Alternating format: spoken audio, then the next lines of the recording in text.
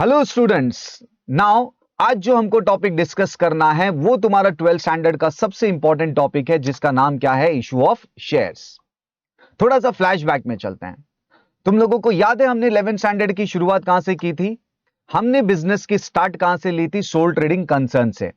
That soul trading concern बोले तो क्या? वन मैन शो वाला बिजनेस।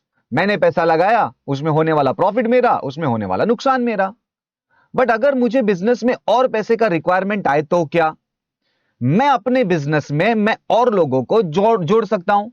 दैट और लोगों को जोड़ सकता हूं मींस व्हाट? मैं सोल ट्रेडिंग कंसर्न को किस में कन्वर्ट कर सकता हूं? यस, पार्टनरशिप फर्म में, जहां पे कम से कम कितने लोग मिलकर बिजनेस करेंगे? 2 लोग। बट इसका मैक्सिमम लिमिट था कितने लोगों का? यस, 50 लोगों का। सो बचा इसी से सोल ट्रेडिंग से किस में कन्वर्जन हुआ? पार्टनरशिप फर्म में। बट जस्ट इमेजिन हमको पैसों का और रिक्वायरमेंट आता है, यहां पार्टनर्स मिलकर भी फुलफिल नहीं कर पा रहे हैं, तो क्या? एक ऑप्शन हमारे पास क्या आता है पता है? कि हम अपने बिजनेस को किस में कन्वर्ट कर सकते हैं? यस, कंपनी में कन्वर्ट कर सकते हैं। नाउ कंपनी में भी उसमें तुमको पब्लिक लिमिटेड कंपनी में कन्वर्ट करना होगा।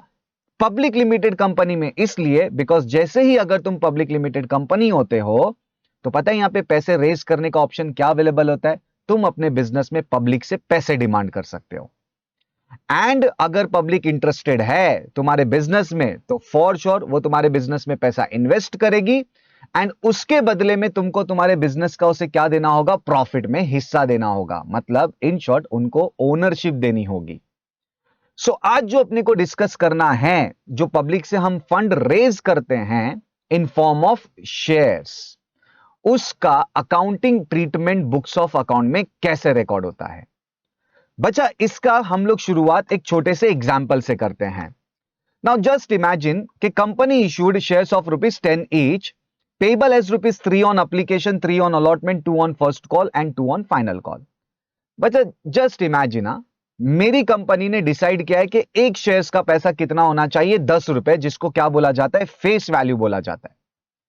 और कंपनी उस पैसों को इंस्टॉलमेंट में मंगाती है। जैसे तुम देख रहे हो स्क्रीन पे कि एप्लीकेशन पे ₹3, अलॉटमेंट पे ₹3, फर्स्ट कॉल पे ₹2 और फाइनल कॉल पे ₹2। ये इंस्टॉलमेंट को ऐड करोगे तो कितना हो जाएगा? यस, करेक्ट, ₹10 हो जाएगा।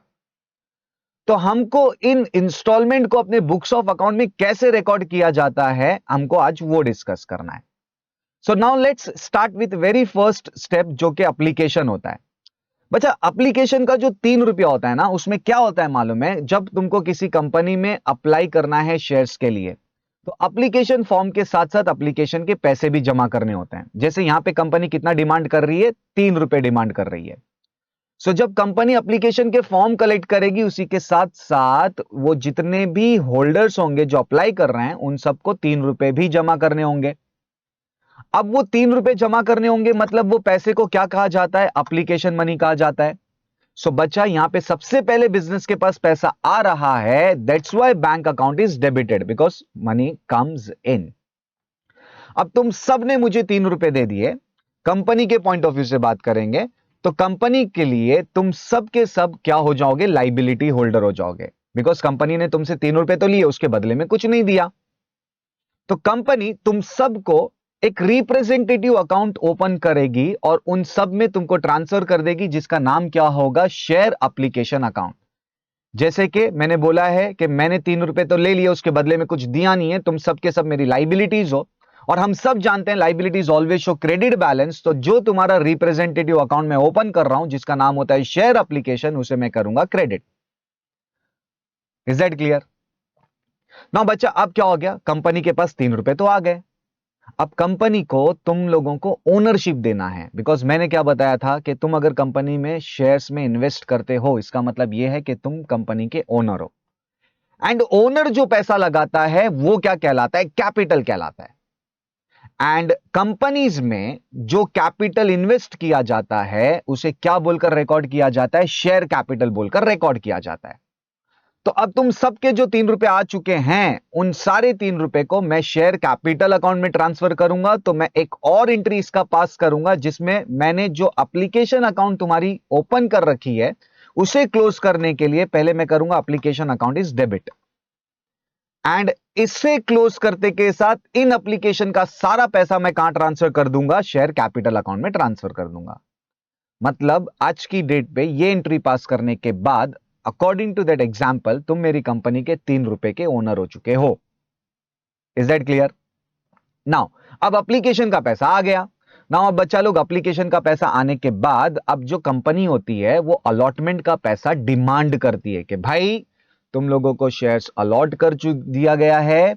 नाउ अब तुमको अलॉटमेंट का 3 रुपया देना है। मतलब कंपनी के लिए वो 3 रुपया रिसीवेबल है। किससे रिसीवेबल है? शेयर होल्डर से। Now receivable means what? Business के लिए वो असेट्स है and assets always show debit balance.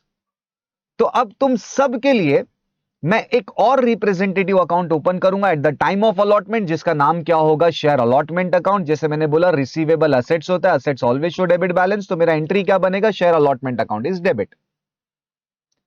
And इसके बदले में मैं तुमको 3 रुपए की ओनरशिप देने वाला हूं। Ownership is nothing but what? Share capital. और शेयर कैपिटल बिजनेस का लाइबिलिटी होता है, तो दैट लाइबिलिटी क्रेडिट बैलेंस होता है। तो मैं एक टू शेयर कैपिटल अकाउंट को क्या करूंगा? क्रेडिट करूंगा। कितने रुपए से? 3 रुपए से। ना पहले के 3 रुपए और अभी के 3 रुपए, मतलब तुम लोग मेरी कंपनी के कितने ओनर हो चुके हो? 6 रुपए के।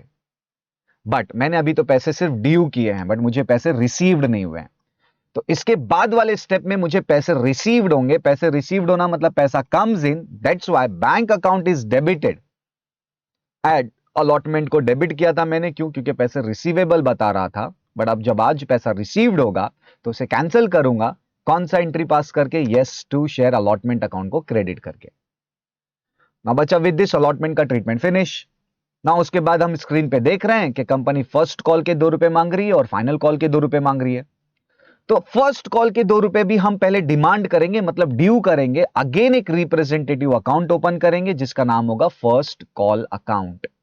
एंड ड्यू मतलब receivable, and all receivables are assets and assets always show debit balance, मतलब first call account is debit. And to what? Share capital account. मतलब मैंने तुमको और 2 रुपए की ओनरशिप दी एंड ये तो मैंने ड्यू किया। अब मुझे तुम लोग पैसे दो। तो मुझे अगर तुम पैसे दोगे तो मुझे पैसे रिसीव्ड का एंट्री पास करना होगा, जो कि क्या होगा? Bank account debit to what? Share first call account. And इसी तरह बच्चा मेरा फाइनल कॉल जो सेकंड कॉल है उसका एंट्री आएगा। पहला ड्यू होगा, ड्यू का एंट्री बनेगा share second call account debit to what? Share capital account. And then received का एंट्री आएगा bank account debit to what? Share second call account.